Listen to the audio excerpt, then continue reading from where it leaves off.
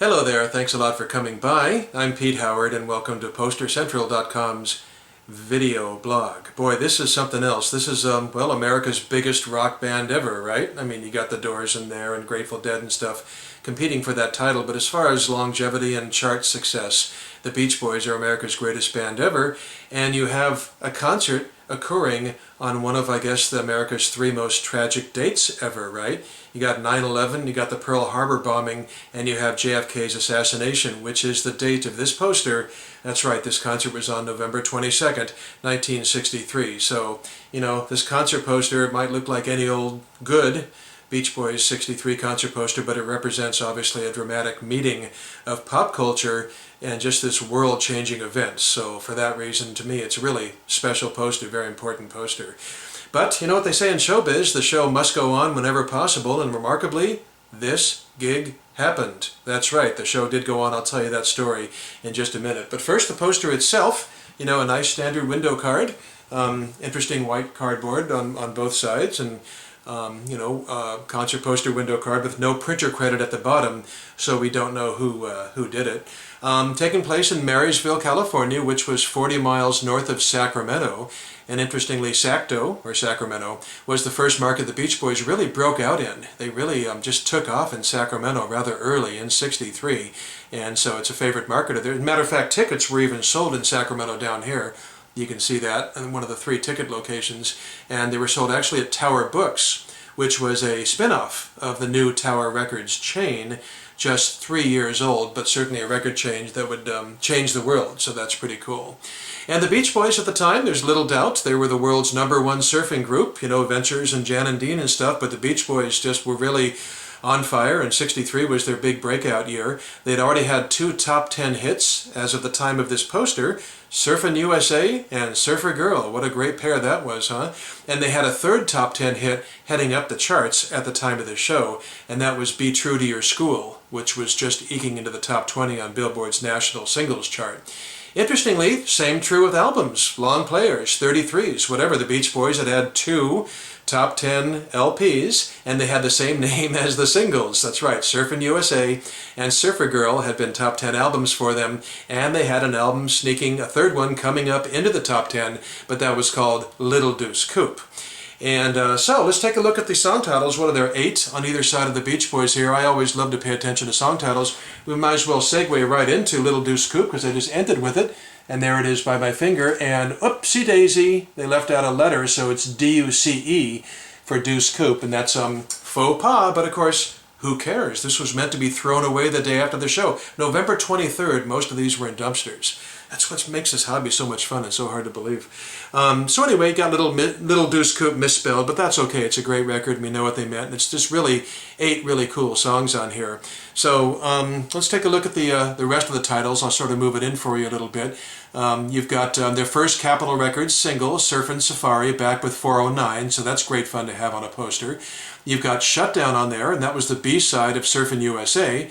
And you've got In My Room, I mean a favorite to this day by most Beach Boys fans, and that was the B-side of their rising new single, Be True to Your School. So just a great handful of 8 songs, just really sweet stuff. And then of course you have that early promo photo of the boys with a surfboard, left to right, a very thin Brian Wilson. Then of course Mike Love, Dennis Wilson, Carl Wilson, and David Marks. But interestingly, Marks had left the group by now and been replaced by Al Jardine.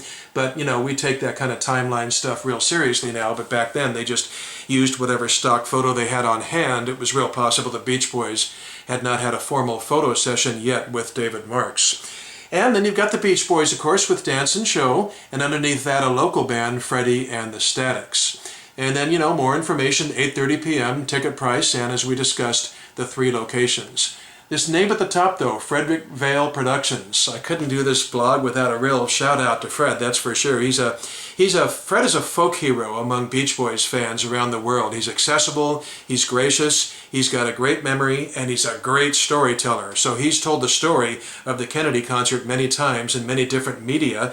Heck, he's told it to me in emails when I first got the poster and wanted to know more about it. But as Fred tells it, you know, Kennedy's assassinated, the show's all set, and Murray Wilson, the Beach Boys' father and manager, I should say the 3 Wilsons' father, Beach Boys manager, wanted to cancel the show. He had the normal reaction most people would. But Fred wasn't so sure. Fred, he was from Sacramento, and he started calling radio stations and record stores in the area, and he even got out and hoofed it. He walked around Marysville talking to people, and the general consensus was the kids in town wanted this concert to still happen. I mean, everybody was bummed that JFK was dead, but they still wanted it to happen. Schools had let out early on this Friday, and the kids were bummed. A couple thousand kids had tickets, and they were even selling briskly on that day the tickets to this show. So Fred told Murray, bring him on up, we've got a show here. And so Murray got him on a plane, and up they flew.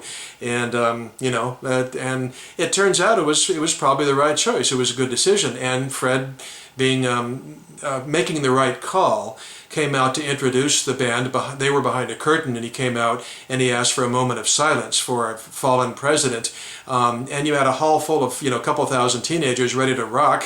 And how long do you do? Do you do 30 seconds, a minute? That kind of time is an eternity with a hall full of wound-up teenagers. So I don't know how many seconds it went on for, but Fred likes to relate that Mike Love reached through the curtain, his hand comes through, and he throws a towel at Fred. And that signaled to Fred that the boys felt the moment of silence was over. It's kind of hard to interpret that, when Mike Love takes a lot of knocks and stuff, and was he being insensitive and inappropriate, or was it the right thing to do? Was, Mike sort of segueing the solemn moment into some lightness to sort of get the show going? I guess it depends on your take on it. And Fred does say it was a rollicking success. Everybody forgot their troubles, the teens in the audience and the men on stage, and put on a really great show. So what the Beach Boys did do then, later that night, back in the hotel room, and this is well reported in all the bios, is that Mike Love and Brian Wilson, late at night in their hotel room, wrote the very touching song, Warmth of the Sun, largely with JFK's passing in mind. So another nice reason to have this concert poster. Anyway, that's it. Love the history behind it. It's one of those nice posters that has both great history and great appearance to it. So November 22nd, 1963, a date we shall never forget. And this was the bright side, I guess, of that date, at least in Northern California. Thanks a lot for stopping by, and we'll see you next time. Bye-bye.